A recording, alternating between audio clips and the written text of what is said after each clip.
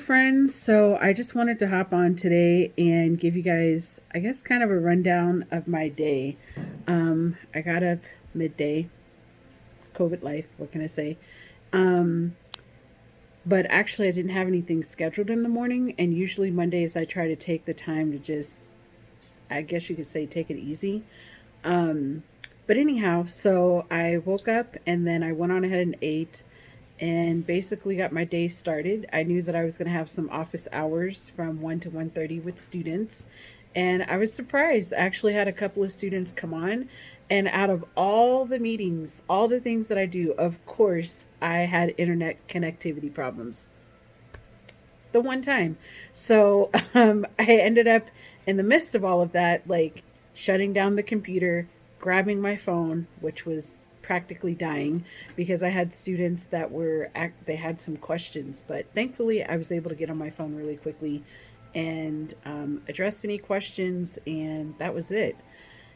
And so my day kind of, I started reading emails and trying to respond back to things. I'm trying to get, okay, so one of the things I definitely want to address, working from home, as much as it's, I guess you could say I can enjoy it to a certain extent, but it's just different from working in my own office space or working when everybody's working from home. It's just, I don't know, it's a unique situation. So, like, trying to find that like balance and routine and flow, that's been very interesting. So, I feel like when it comes to checking emails, that the struggle is real. I'm either responding to them at 10 o'clock at night or missing emails altogether, which is not really my forte.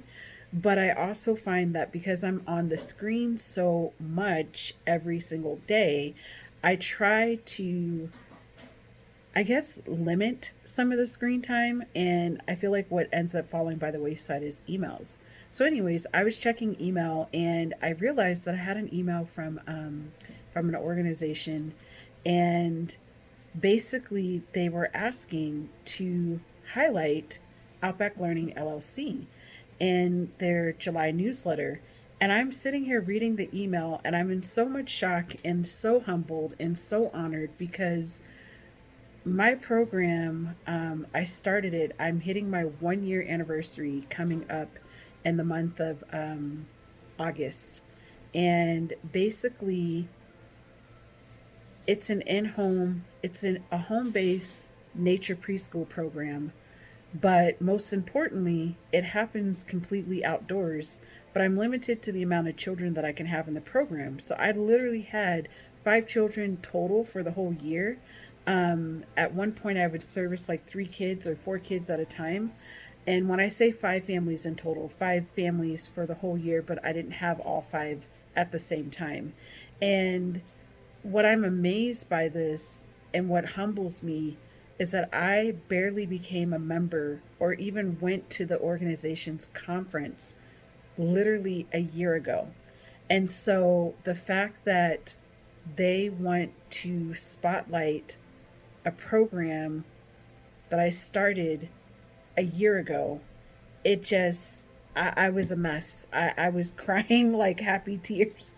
I was such a mess because if people only knew some of the things that I had to go through just to get this started, and some of the barriers that I had to experience through the city that I reside in, it, I could have easily just gotten distracted and said, you know what? Since they want me to install all these sprinkler systems in my home for an outdoor program, I'm just not going to do it. Um, but I didn't let that deter me. And honestly, what ended up happening was like I got the business license. I'd already gotten my EIN number for tax purposes. I had everything lined up. Literally, it was just getting my business license at that point. So I went and got the business license and I had it in hand. But then I was required to meet with building in zones like coding, which was okay. All right, that's fine. And that experience turned into a month long, drawn out determination if the city was going to allow me to start this program. And basically, between multiple emails, multiple phone calls, and then the final sit down, I guess, with a tour of my home. my home, that even the parents in my program don't get a tour, like the kids don't get a tour of my home because everything is outdoors. I literally had the city manager, I guess, for the building and zones ended up coming into my home. I'm showing this individual the outside because that's where the program is supposed to be taking place. And that's what I was supposed to be doing. And so, which led to this individual coming into my home. And I know it's probably like, well, why was this individual in your home? Well, because he was supposed to be inspecting basically the indoors, I guess. None of it made sense. I'd never owned a business before, so this was quite a new experience for me.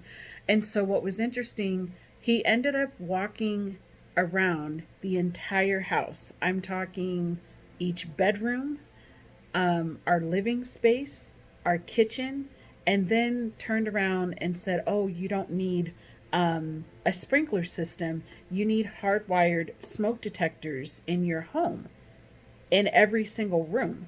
And I looked at him and I'm like, "But that doesn't make any sense to me because the state licensing does not require that. They only require battery operated smoke detectors, which we have. And ironically, in this 42-year-old home, we only had one hardwired smoke detector. So this guy wanted us, I say us, my husband and I, to install hardwired smoke detectors throughout our entire home, and then turned around and told us to take out the battery operated smoke detector in our kitchen because we really didn't need it. So that was really interesting too. But I think the other interesting piece is that I ultimately ended up having to have one of my parents from the program that volunteered. Thank you. I don't want to mention her name for privacy reasons.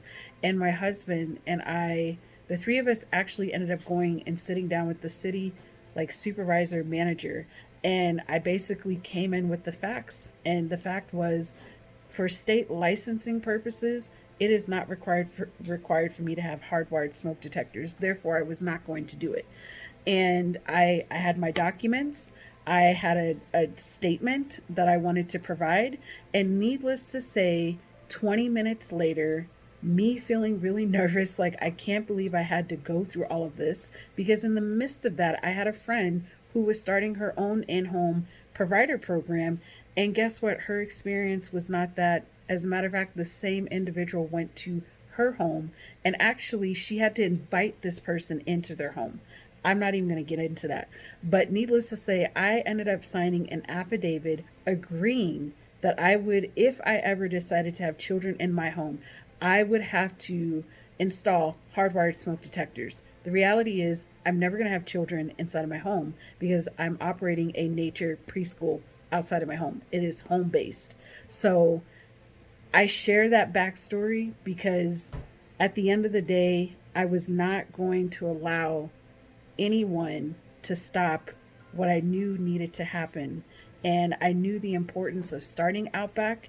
I knew that it would be a great, it would just add to the many other home-based providers and home providers throughout the town that I live in, along with just providing another preschool option in the community. And I didn't want to let anything stop me from doing that. So the fact that the organization that I admire and really, I would say, kind of took me to the next level when it came to understanding nature-based learning or nature school learning, nature-based and place learning. Natural Start Alliance was what helped me get there. But I will say the other program that really helped me get there too was Summer Institute, which is through Prescott College. And that's where it all started for me. And to just get that kind of acknowledgement, you can't help but just be humbled. And at the end of the day, I just want all children to have access to outdoor learning. And that basically means I will advocate for this to take place in any platform, whether it's public, charter, private school programs. That's what I want to see happening. Because one of the things that I've realized in starting Outback LLC is that I could literally only provide access to this type of learning to 6 to 12 children if I was a licensed program. As a private program, that means it can only be 4 children at a time. And so when I think about that, I realized that I had to do more advocacy in the field and to really try to help people understand the value of outdoor learning. So I just wanted to hop on and share that with you guys today. It's been a wow, it's been a day. And thankfully, the mascara is not running too much because I cleaned up pretty well. But thank you guys for listening and continue to be blessed in nature. Hello, friends. It is July. I believe it's July 14th. So I wanted to come on here basically to say, like, what am I up to today?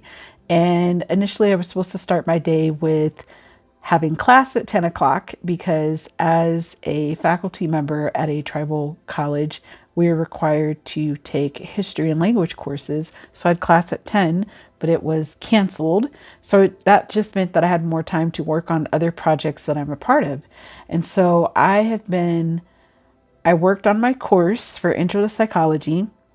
And let me tell you, taking 15 weeks worth of content and moving it into 5.5 weeks is pretty intense.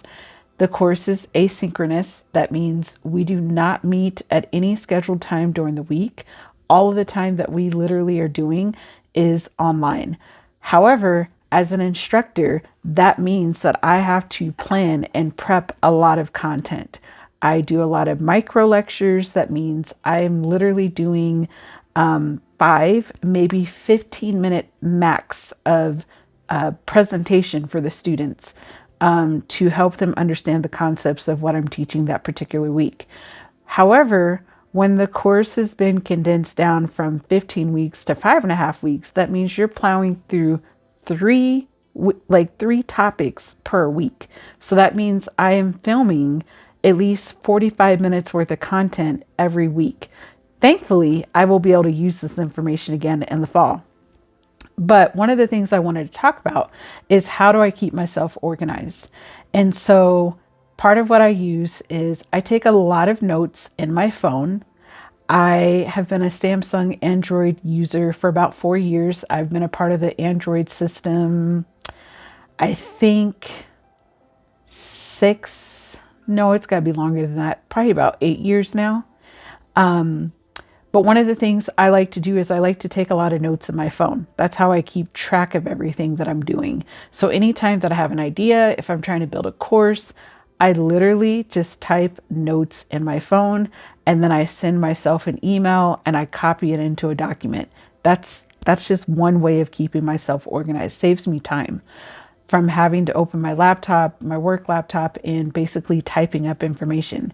Another tool that I use, so currently with my phone, we decided to upgrade to Samsung. I think we have Samsung S10 Plus. And so it has a stylus. That's a huge upgrade for us. But we got a really good deal over the holidays. And although the stylus, you would think that I'm like writing all the time and converting text. No, I'm not doing that either.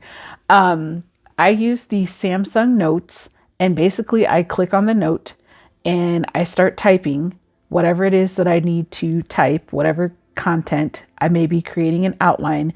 And then from there, it gives me the option to send this information to myself. Like I can send it as a PDF. I can send it as a Word document. I could send it in a text message. I mean, those are 3 options. I don't believe that Keep It Notes through Google provided that option. And if it does, it may offer that now. But at the time that I was using Keep It Notes, that I don't believe that was an option. But I could share the information. So my point is, whenever you're trying to organize yourself or you're on doing multiple different projects, I tend to be old school. I like to take notes. I have a lot of notebooks that I keep floating around for different things as I am showing you all these different notebooks.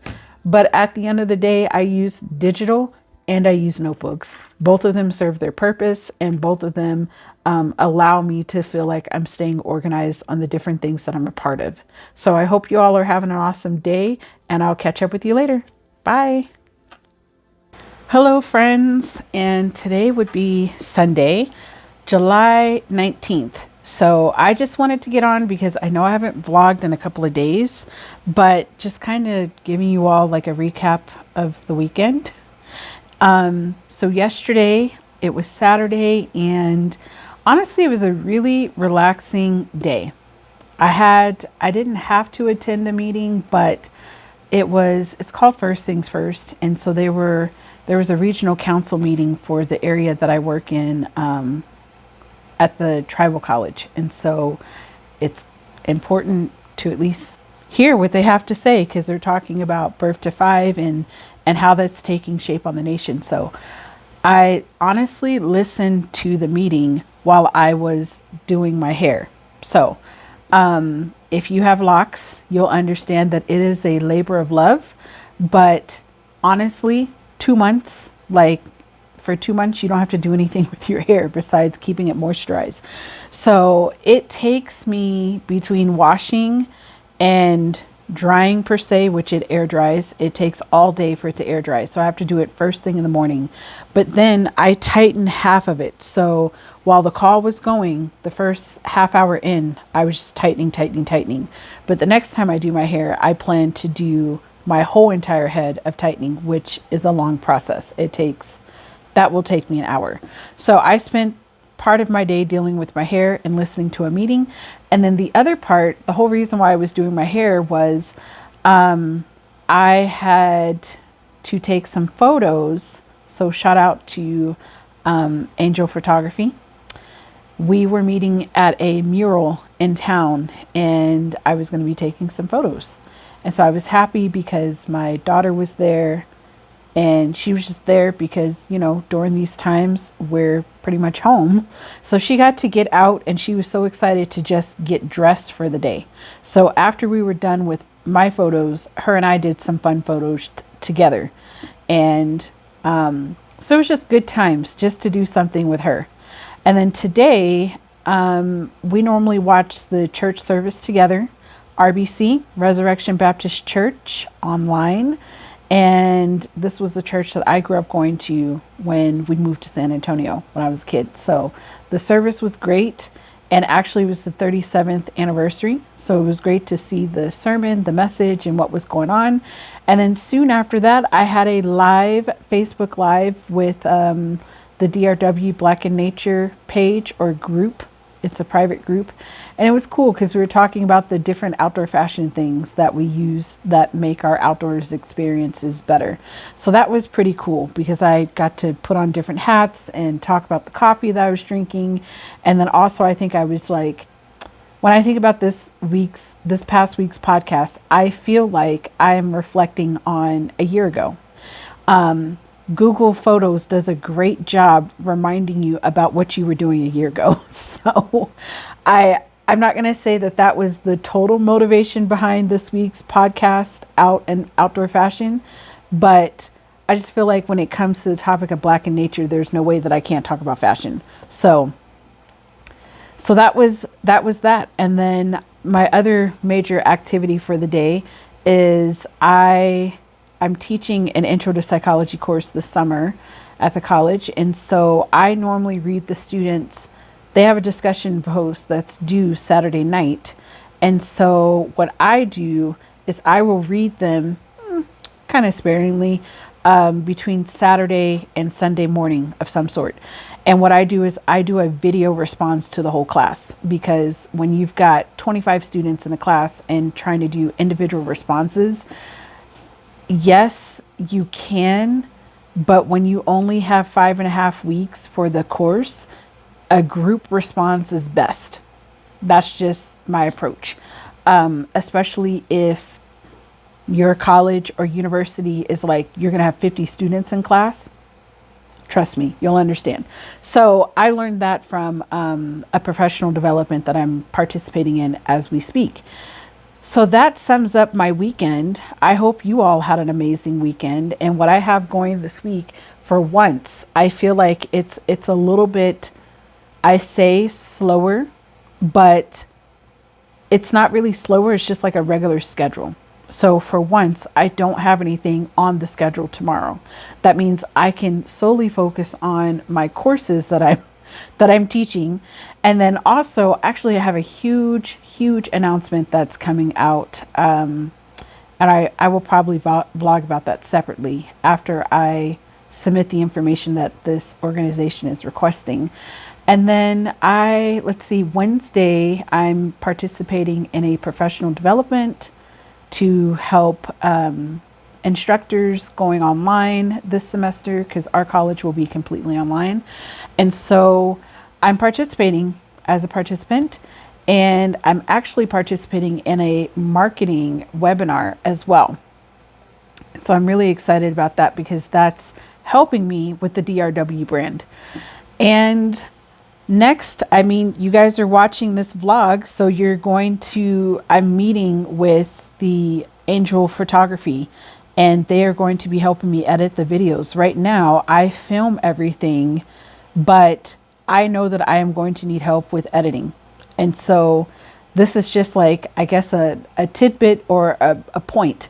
Part of what I would like in messaging things to people is, if you have the time to do everything in-house, absolutely do it.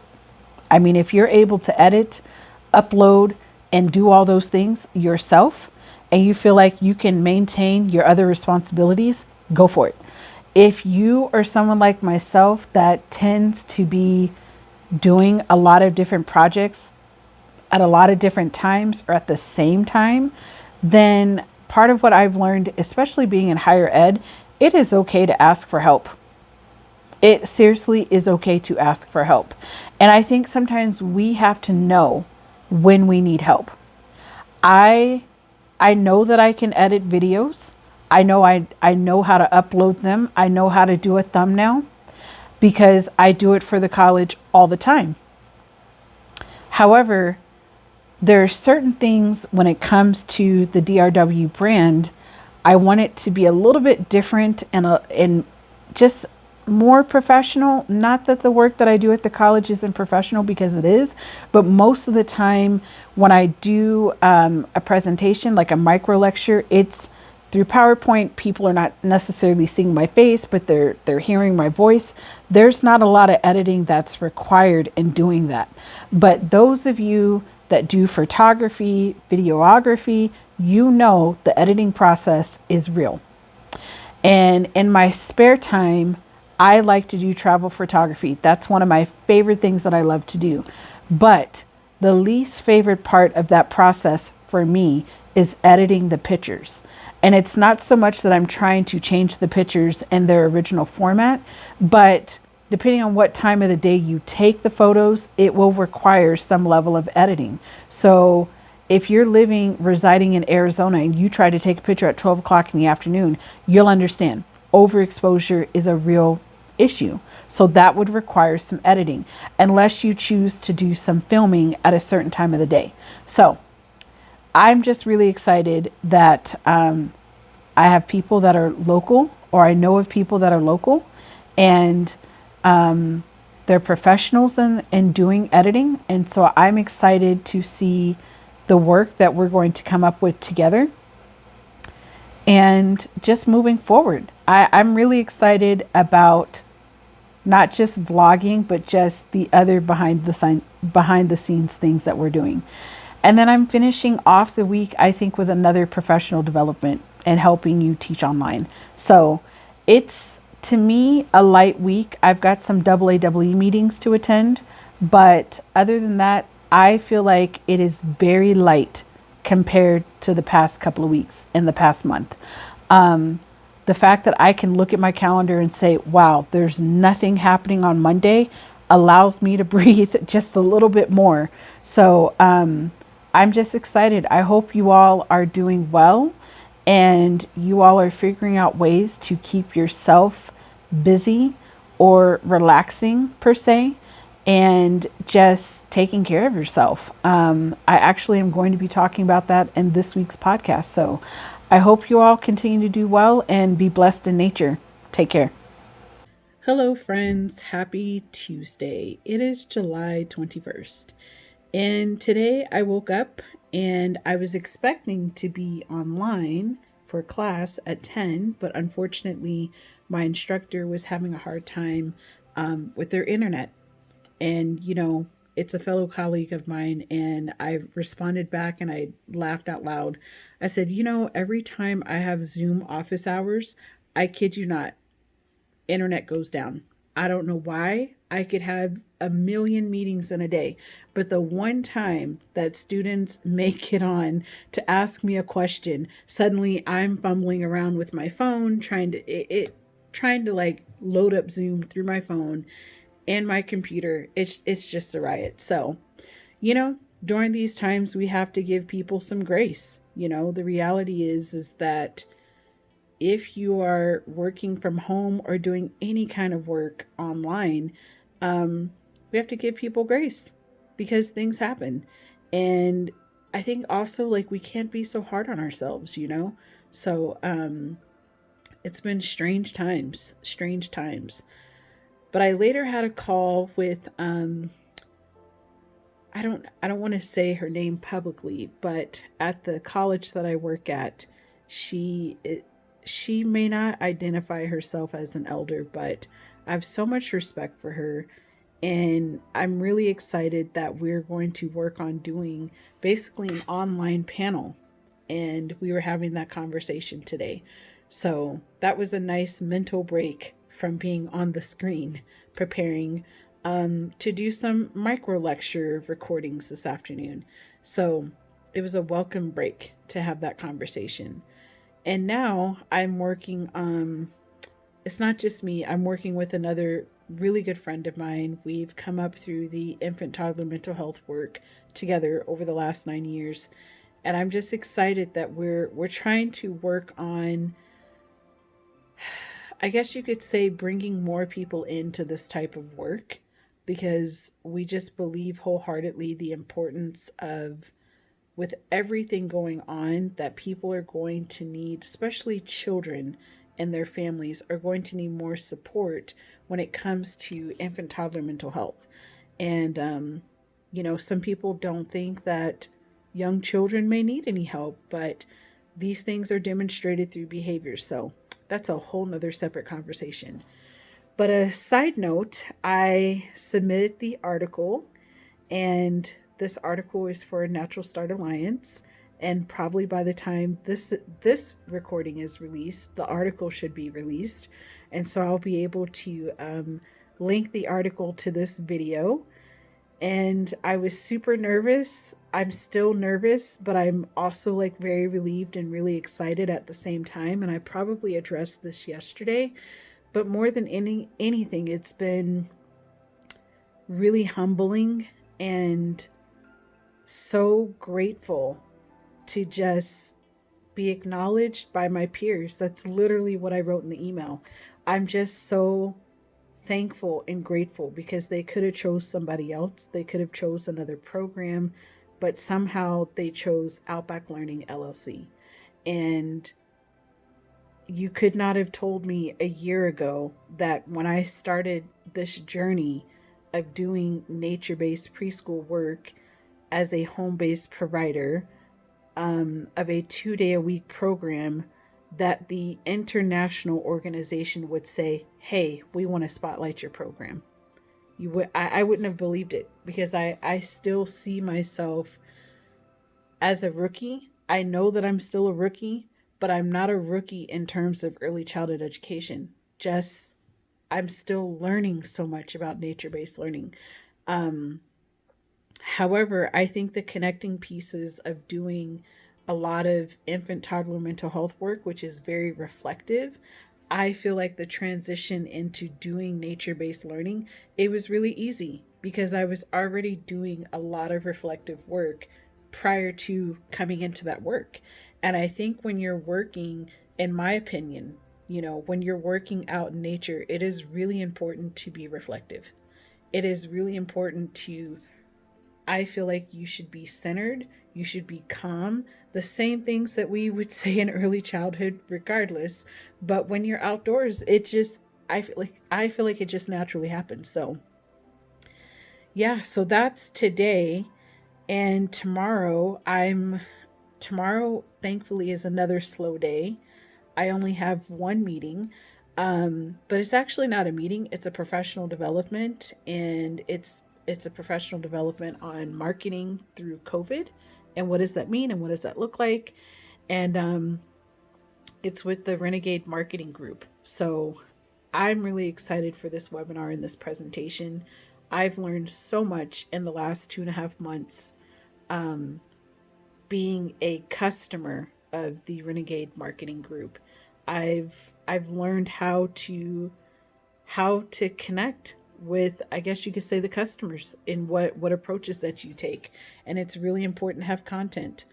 So I think videos like this, this is case in point. I want people to feel connected. And so today's video may seem a little all over the place, but I'm just basically letting you all know like what I'm up to. And that's it. I don't really have much to say on this Tuesday. I have a lot of deadlines, and so I'm just trying to focus on getting through the task list so I can continue moving forward and preparing for what needs to happen. So what are you all doing to keep yourself focused in gaining professional development, and how are you staying on task? That would be my question for you guys today. This is how I'm staying on task, is I'm writing things down, I'm putting things in my calendar, and every night I check and I mark things off and I do it all over again the next day. So until next time, my friends, be blessed in nature.